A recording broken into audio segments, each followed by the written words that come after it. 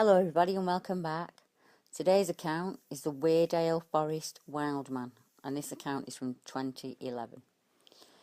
Bishop Auckland, County Durham, is a beautiful place, and I received this sighting from a lady named Kate C, and she's a member of a paranormal group. In September 2011, the group were planning a 4-night stay in Wearedale Forest, commonly known as Kilhope Woods, due to the nearby Kilhope mine. These areas are both classed as haunted, and many local tales tell of a screaming woman and tall dark figures that haunt the wood abound.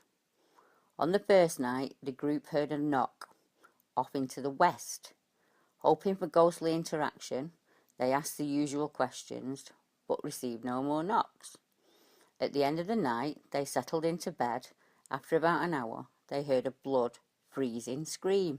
Her words, not mine. They got up, had a look, but didn't see anything. The next night, they started the EVP session and received nothing. They decided to investigate the area where the knock had come from the night before, and after a bit of a walk, they knocked on a nearby stump and heard a reply in the distance to the north. Happy about this, they knocked again and received a knock to the south. And then, to their horror, they were surrounded by knocking, which got closer and closer. They were terrified, and by 2 a.m. they were ready to leave. In agreement, they all went back to camp to pack up. But the knocking did not stop. On the way back, they were plagued by it. The knocking was coming from around them in the trees, and at this point, the lead guy, who was out front, turned white-faced and said he saw a tall, wide, dark, hairy, human shape walking off into the wood. The knocks continued as they packed up and left. I asked if I could speak to the team leader, but he was reluctant to share any details.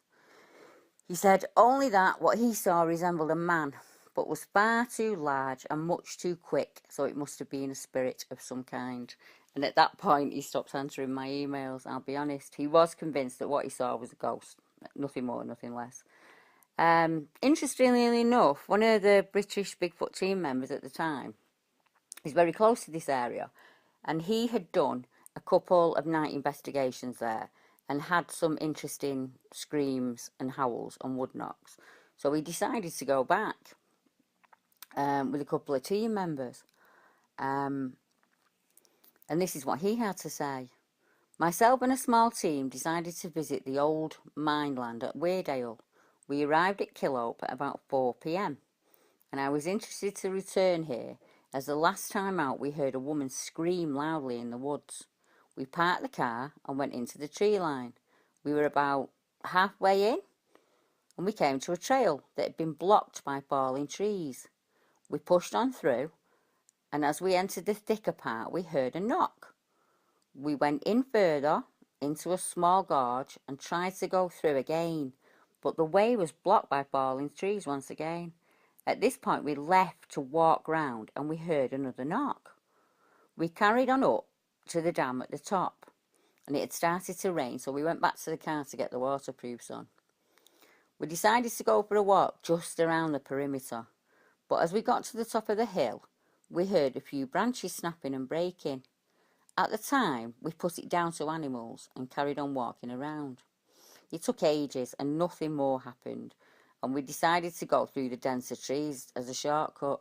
It was very creepy, but luckily I had my GPS on me, otherwise I think we would have got lost. We came onto a path walking back, and I shined the torch behind us, and to my horror I saw a dark figure shoot past very fast across the path. Again we put it down to animals. It was getting late, so we went back for the tent. We were getting quite hungry, so we were going to get the barbecue out and set the tent up, when we heard a noise. So this time my mate shone a torch at the trees, and there stood a dark figure, about 7 feet tall, hiding behind the trees. He turned the light off for a second and turned it back on. It had crouched behind the fence. He quickly turned the light off again and then on. It had gone. The figure was all black in colour and massive inside. The lads with me were spooked. They wouldn't go back into the woods. We sat, and it was very quiet for a while. But then it started getting really creepy. Something was tossing stones at us. Only small ones, one or two, every now and again. Then we heard footsteps coming towards us, but they stopped when I shone the light. Nothing was there in the light. This went on and off for hours. So we finally went to investigate, but we couldn't find anything. We heard footsteps, more pebbles and small stones were thrown. One even hit me in my face, but we couldn't see what was throwing them. We were so spooked, we went back to the car, at which point we decided we weren't staying, and the footsteps started again.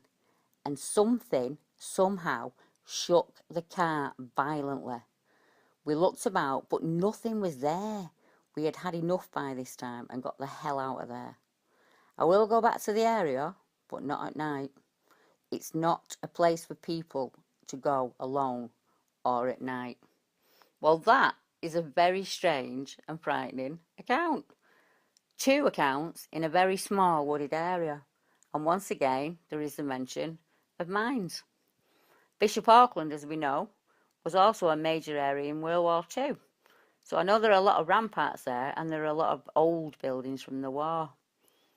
I've added a couple of screen grabs from the map, boys, so you can see that these sightings at Kilhope fit in with lots and lots of others. It looks like a little corridor is forming.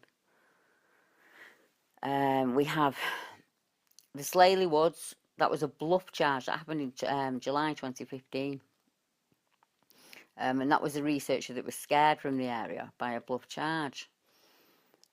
We also have the Hexham Heads, half man, half beast. We have the Ebchester Eyes and the Allendale Wolf, and then up to the Harwood Howls and the Bollum Lake. As we all know, Bollum Lake's famous for the Bollum Beast. So there are lots and lots of sightings in that small area.